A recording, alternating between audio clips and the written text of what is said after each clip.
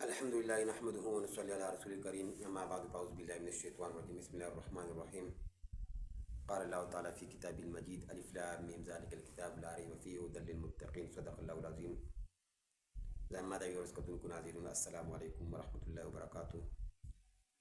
زمونږه ملګرو د پیج کتونکو تاسو سره یو درې خبرې شیر کول غواړو.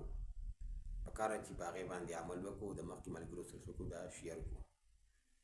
او هغه دا ده چې په کور کې د بې برکتۍ یو درې اسباب درته ښیم چې د هغې په وجه باندې په کور کې برکت او هغه څه کېږي هغه ختمېږي.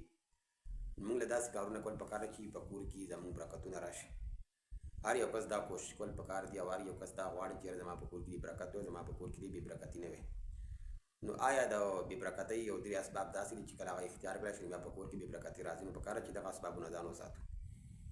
یو خو دا ده چې په کومه کور کې هیرس شروع شي.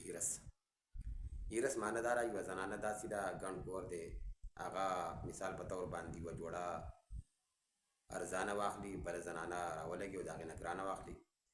یوه زنانه راولګي د 100 روپو جوړه واخلي، بله د 2-3 زره روپو واخلي، یوه د 2-3 زره روپو واخلي، بله د 5 زره واخلي.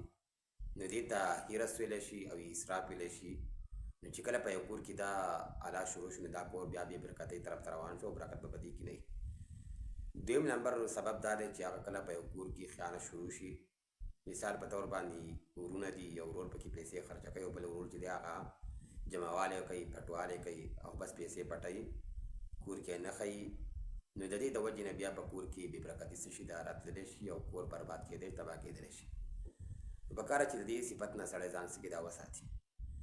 دریم نمبر دا ده چې کله په یو کور کې زناکاري شروع شي، بدکاري شروع شي.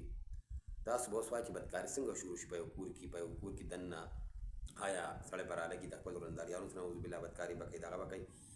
بلکې د دې یوه وجه دا ده چې عام طور باندې په کورونو کې موبایلې پرتې، موبایلې موجودې وي. په دغه موبایل کې چې ګوره د هر یو څیز ځانه زینا ده، د سترګو ځانه زینا ده، د غوږونو ځانه زینا ده. نو چې کله په دغه موبایل باندې نظر وکړی شي پردو سړو ته یا لغړ یا هر حالات کې وي، نو دا یو قسم څه شوه، دا دغه رنګې څه شوه، بدکاري شوه. د بدکاري څو قسمونه دي. نو چې کله دا درې واړه سببونه اسباب په کور کې شروع شي نو بیا به په دې کور کې بې برکتي څه شي دا به راځي. پکار ده چې موږ د دې نه ځان وساتو، په خپل کورونو کې څه راولو، برکت راولو. نو دا ویډیو د مخکې ملګرو سره څه کوم دا شیر کوي چې په دې باندې عمل وکړی شي